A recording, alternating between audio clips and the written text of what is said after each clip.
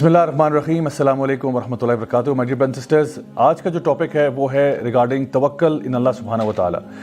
اگر ایک دل ایسا ہو جس میں اللہ پر توکل یا بھروسہ نہ ہو، یا پھر اگر آپ یہ سمجھیں گے کہ ایک ایسا دل ہے جو ٹرسٹ نہیں کرتا، تو یہ ایک بیمار دل ہے، اور اس بیمار دل کا علاج کرنا بہت ضروری ہو جاتا ہے۔ اکثر اوقات ایسا ہوتا ہے کہ ہم لوگ اللہ تعالیٰ کے فیصلوں کے اوپر ناراض ہو جاتے ہیں، یا ہمیں سمجھ نہیں آتی کہ آخر ایسے فیصلے کیوں ہو رہے ہیں، اور ہم اس طرح کے سوال کرتے ہیں کہ آخر میرے ساتھ ایسا کیوں ہو رہا ہے، why is this happening to me، یا یہ واقعہ میری زندگی میں آخر کیوں پیش آیا۔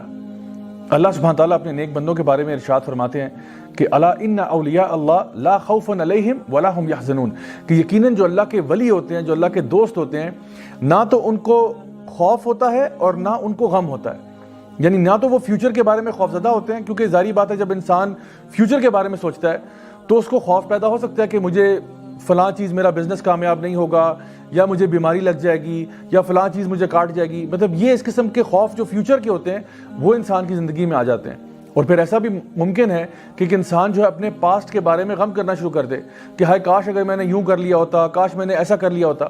تو اللہ سبحانہ تعالیٰ فرماتے ہیں کہ جو میرے ولی ہیں وہ نہ تو فیوچر کے بارے میں ڈرتے ہیں اور نہ ہی پاسٹ کے بارے میں غم کرتے ہیں، کیونکہ وہ پورا کا پورا ٹرسٹ جو ہے وہ اللہ سبحانہ تعالیٰ کی ذات پر کرتے ہیں کہ جو ہوگا انشاءاللہ اللہ تعالیٰ کی مرضی کے مطابق ہوگا، اور میں اللہ کی مرضی سے راضی ہوں۔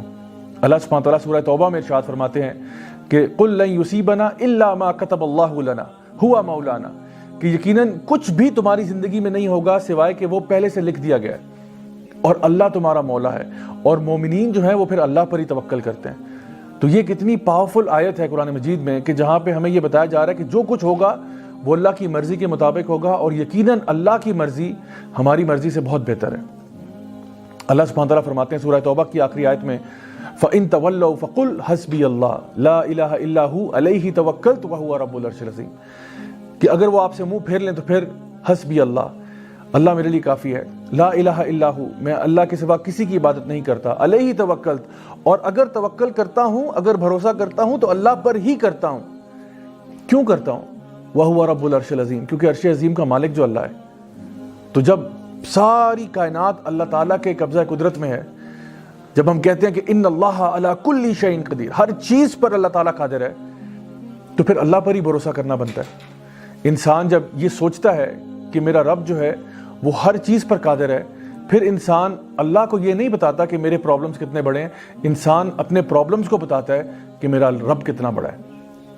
اللہ سبحانہ تعالیٰ فرماتے ہیں سورہ فرقان میں وَتَوَكَّلْ عَلَى الْحَيِّ الَّذِي لَا يَمُوتُ، کہ توکل اس ذات پر ہم کرتے ہیں جس کو موت نہیں آتی۔ سبحان اللہ، یعنی اگر آپ نے کسی پر بھروسہ کرنا ہے، اگر آپ نے کسی پر ٹرسٹ کرنا ہے، تو کیوں نہ اس پر ٹرسٹ کیا جائے، اس پر بھروسہ کیا جائے جو ہمیشہ رہنے والا ہے، الحی ہے، القیوم ہے، لا یموت، اور اس کو موت نہیں آتی۔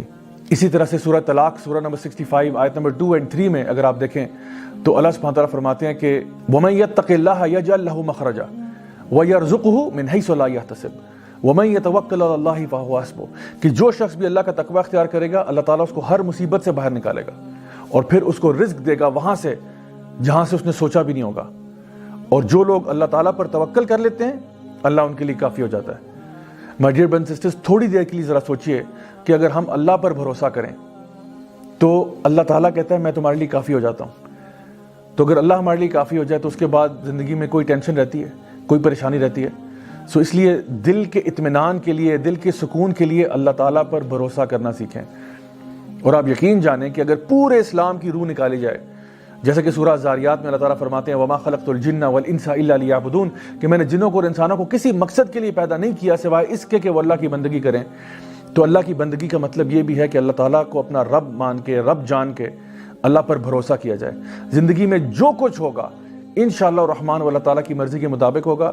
ہم نے اپنی طرف سے کوشش ضرور کرنی ہے، کسی بھی راہ کی طرف ہم جاتے ہیں، کسی بھی پاتھ کو ہم لیتے ہیں، ہم نے اپنی طرف سے کوشش ضرور کرنی ہے۔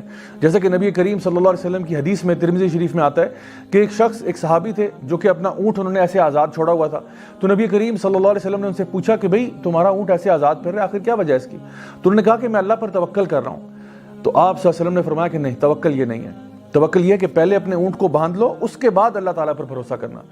سو my dear brothers and sisters, ہمارے لیے ضروری یہ ہے کہ ہم جب بھی کوئی کام زندگی میں کرنے جاتے ہیں اپنی طرف سے حق حلال کا کام کریں، پوری کوشش کریں، پوری محنت کریں۔ اگر ہو گیا الحمدللہ، اگر نہیں ہوتا تب بھی ثم الحمدللہ، کیونکہ جو کچھ بھی ہوگا اب اللہ کی مرضی کے مطابق ہوگا.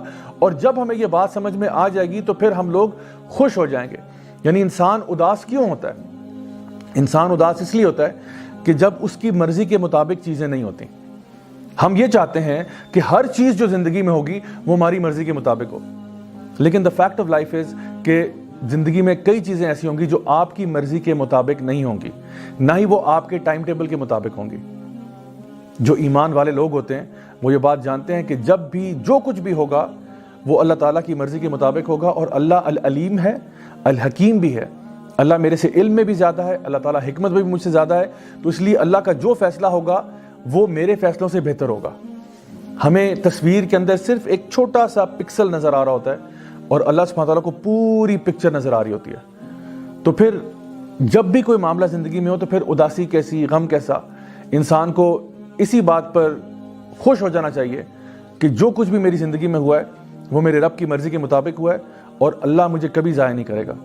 صحابہ کرام رضی اللہ عنہم اجمعین کہا کرتے تھے کہ جب ہم اللہ تعالیٰ سے دعا کرتے ہیں اور ہماری دعا قبول ہو جاتی ہے تو ہمیں بڑی خوشی ہوتی ہے، لیکن جب ہماری دعا قبول نہیں بھی ہوتی تو ہمیں زیادہ خوشی ہوتی ہے کہ پہلے ہماری مرضی تھی لیکن اب اللہ کی مرضی ہے، اور یقیناً اللہ کی مرضی ہماری مرضی سے تو بہت بہتر ہے.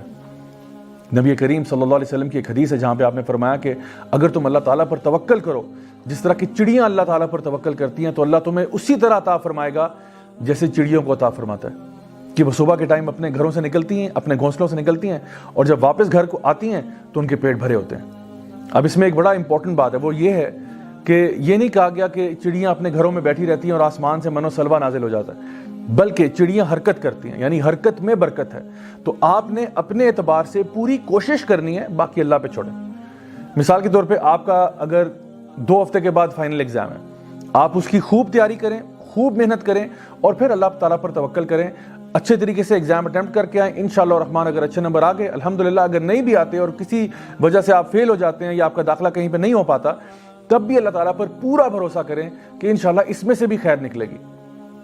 کسی کو اگر آپ نے اپنے گھر دعوت کے اوپر بلایا ہوا ہے، اب یہ نہیں کہ آپ نے دعوت پر بلا لیا اور کھانے کے لیے کچھ تیار نہیں کیا کہ جی آپ اللہ تعالیٰ پر توکل کر رہے ہیں کہ شاید آسمان سے کھانا نازل ہوگا. ایسا نہیں ہے. دعوت پر کسی کو بلا رہے ہیں، اپنی طرف سے پورے پریپریشن کریں کھانے کی. ہاں اگر وہ جل جائے یا کوئی اور مسئلہ ہو جائے وہ اور بات ہے، پھر اللہ تعالیٰ پر توکل کریں کہ اس میں بھی کوئی نہ کوئی خیر ضرور نکلے گی. سو آئی ہوپ کہ آج کی اس بات سے آپ کو سمجھ میں آ گیا ہوگا کہ اصل میں اللہ تعالیٰ پر توکل کرنا، اللہ تعالیٰ پر بھروسہ کرنا کتنا ضروری ہے آپ کے اپنے دل کے اطمینان کے لیے. Until next time, this is me, Raja Zawlak, signing off.